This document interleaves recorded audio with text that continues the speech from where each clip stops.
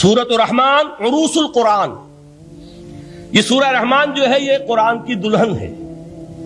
جیسے دلہن کو آپ خوشنما لباس پہناتے ہیں، آراستہ پیراستہ اس کو گہنے اور اس کو زیور پہناتے ہیں، تو جس طریقے سے سجاتے ہیں آپ دلہن کو، اللہ تعالیٰ نے ایک سورت قرآن مجید میں یہ ایسی رکھی ہے سورہ رحمان کہ اسے خوب سجایا ہے.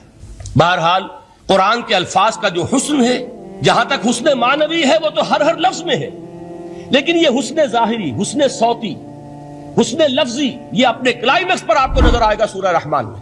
اس کی 4 آیات پر ذرا توجہ کریں گے، عجیب حقائق سامنے آئیں گے.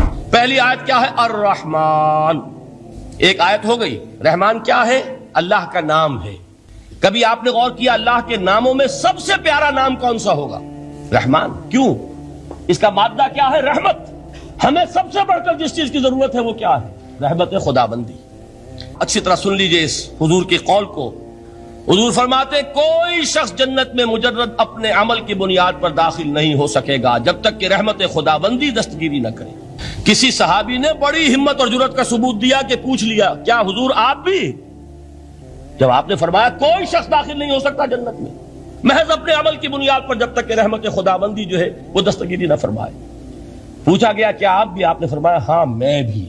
آپ اندازہ کیجئے کہ اگر محمد الرسول اللہ بھی رحمت خداوندی کے ضرورت مند ہوں تو تاب دیگراں چہ رسد ہماری تو سب سے بڑی ضرورت رحمت خداوندی ہے. اب یہ رحمت جو ہے قرآن مجید میں اللہ تعالیٰ کی یہ شان 2 الفاظ کے ذریعے سے آتی ہے، رحیم اور رحمان. اور کوئی مادہ نہیں ہے جس سے 2 نام بنتے ہوں اللہ کے، لیکن یہ مادہ ہے واحد رحمت کا کہ جس سے رحمان بھی ہے رحیم بھی ہے. رحیم صفت مشبہ ہے، رحمت دائم ہو جائے گی، مستقل ہوگی تو رحیم کہیں گے. اور رحمان اس میں رحمت کی ہے وہ شان ہے کہ جیسے ٹھاٹھے مارتا ہوا سمندر ہو، ہیجان کی کیفیت، طوفانی کیفیت، رحمت خداوندی کا طوفانی جوش، وہ ہے رحمان. اب آگے چلیے. الرحمن علم القرآن. رحمان نے قرآن سکھایا. رحمت خداوندی کا سب سے بڑا مظہر، رحمان کی رحمانیت کا سب سے بڑا مظہر قرآن ہے. ان میں جو منطقی ربط ہے اس کو سمجھتے جائیے. اچھا آپ یہ سوچئے جو علم بھی انسان کو حاصل ہوا وہ کس نے دیا؟ اللہ نے. سائنس کا علم کس نے دیا؟ اللہ نے. علم آدم الاسماء کلہا. وہ علم الاسماء جو حضرت آدم کو دے دیا گیا تھا ازل میں، یہ اسی کا ظہور ہے، یہ اسی کی ایکسفولیشن ہے جو ہو رہی ہے اور ہوتی رہے گی ابھی. اور دوسرے علم ہے وہ کس نے دیا؟ اللہ نے دیے. لا یحیطون بشیء من علمہ الا بما شاء. مخلوق میں سے کوئی اللہ کے علم میں سے کسی شے کا احاطہ نہیں کر سکتا مگر وہ جتنا اللہ دینا چاہے. لیکن یہ کہ تمام علوم میں چوٹی کا علم قرآن. نوٹ کرتے جائیے، اب چوٹی کی چیزیں جمع کیجیے. اللہ کے ناموں میں چوٹی کا نام رحمان.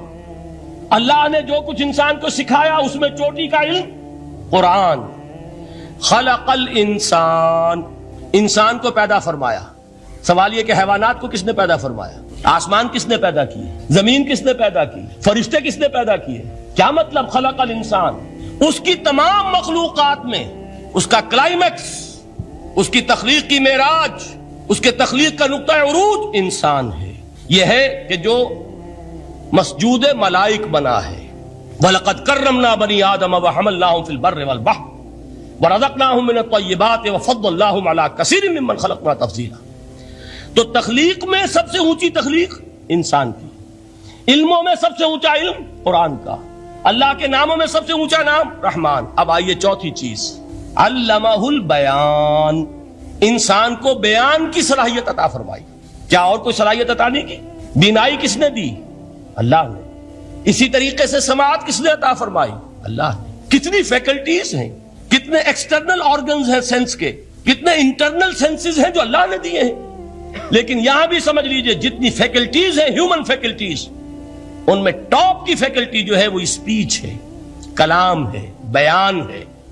جن لوگوں نے میڈیکل سائنس کا مطالعہ کیا ہے وہ جانتے ہیں کہ یہ برین ہے، ہیومن برین، اس برین میں جو وہ اوپر ایک زرد سا مادہ ہوتا ہے، گرے میٹر، اس کی ایک کوٹنگ ہوتی ہے. یہ ہائیسٹ ایوالوڈ فارم ہے اور اس میں سب سے بڑا رقبہ جو ہے وہ اسپیچ سینٹر کہلاتا ہے. اسی لیے انسان کو حیوان ناطق کہتے ہیں. حیوان کے اور انسان کے مابین امتیاز قائم کیا گیا، نطق، گویائی، بولنا۔ اب یہ کیا چیز ہوئی؟ انسان کی صلاحیتوں میں سے سب سے اونچی صلاحیت، 4 آیتیں ہو گئی نا۔ اللہ کے ناموں میں سب سے چوٹی کا نام رحمان، اس نے جو علوم پیدا کیے ان میں چوٹی کا علم قرآن، اس نے جو مخلوقات پیدا فرمائی ان میں چوٹی کی مخلوق انسان، انسان کو جو صلاحیتیں اور استعدادات عطا فرمائی ان میں چوٹی کی استعداد بیان۔ جمع کیجئے نتیجہ کیا نکلے گا؟ وہ نتیجہ ایک حدیث نبوی کی شکل میں سامنے آتا ہے۔ پہلی حدیث میں نے یہی پڑھی تھی، اس کے راوی کون ہے؟ عثمان ابن عفان۔ میں حیران ہوتا ہوں وہ قافیہ یہاں بھی موجود ہے، رحمان قرآن، بیان انسان، عثمان عفان، باپ کا نام بھی اسی وزن پر ہے، عثمان ابن عفان۔ عن عثمان ابن عفان رضی اللہ تعالی عنہ قال قال رسول اللہ صلی اللہ علیہ وسلم، حضرت عثمان شہید مظلوم ذو النورین رضی اللہ تعالی عنہ فرماتے ہیں کہ اللہ کے رسول صلی اللہ علیہ وسلم نے فرمایا، خیرکم من تعلم القرآن وعلمہ، تم میں سے بہترین لوگ وہ ہیں جو قرآن سیکھیں اور سکھائیں۔ قوت بیان جو تمہاری ٹاپ فیکلٹی ہے، اس کا استعمال کسی گھٹیا کام کے لیے نہیں ہونا چاہیے۔ دیکھیے اردو میں محاورہ ہے کہ توپ سے مکھی نہیں ماری جاتی، توپ بنائی گئی ہے کسی بڑی شے کے لیے، مکھی مارنے کے لیے توپ استعمال نہیں ہوتی۔ یہ قوت بیان جو ہے، جو ٹاپ موسٹ فیکلٹی ہے ہیومن جو فیکلٹیز ہیں ان میں سے، اس کا استعمال بھی ٹاپ موسٹ ہونا چاہیے۔